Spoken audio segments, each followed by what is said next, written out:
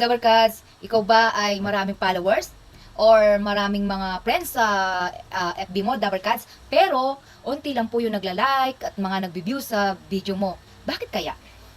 Kasi, Dabarkads, meron kang policy issue.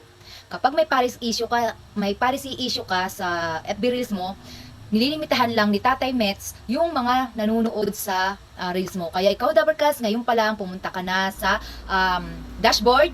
Punta na doon sa dashboard and then click mo yung recommendable profile. Click mo yun kung meron kang policy issue, or punta ka rin sa settings, tapos punta ka doon sa ano to, yung yung support hindi, support, basta yun, no, Dabarkads, basta yun. Basta ito, makikita nyo naman, Dabarkads, no?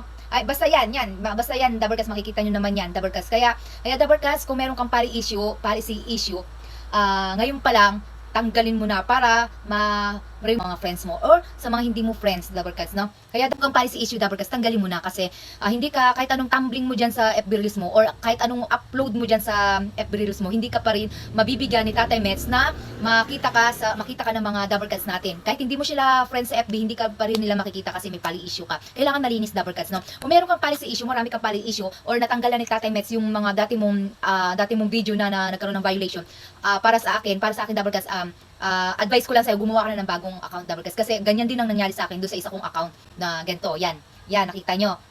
Nakita nyo. Yan, yung dati kong account. Yan, marami akong policy issue dyan. Ang mga followers ko dyan, mga 8,000, 7,000, yan yung mga followers ko. Pero, onti lang nanonood kasi, Dabarkads, nililimitahan ni Tatay Mets yung mga pwedeng manood dyan sa mga video mo. Kaya ako, gumawa na ako ng bagong account. Eto nga. Noji ba? Ayan. Yan, malinis na malinis talaga, Dabarkads. Kaya ako, Dabarkads, ingat na ingat ako sa mga sinasabi ko, ingat na ingat din ako sa mga ina-upload ko, ingat na ingat din ako sa mga tinatype ko, sa mga kino-comment ko. Kaya kapag halimbawa meron akong gustong, for example, ganito, itong salita na yan, Dabarkads, nilalagyan ko siya ng asterisk. Pero understood nyo na naiintindihan nyo naman kung ano po yung ibig sabihin yan, no? Yung ganyan. Shoe. Shoe. Alam nyo na. Kapag gusto, alam mo naman ako, Dabarkads, ganyan talaga yung ano ko.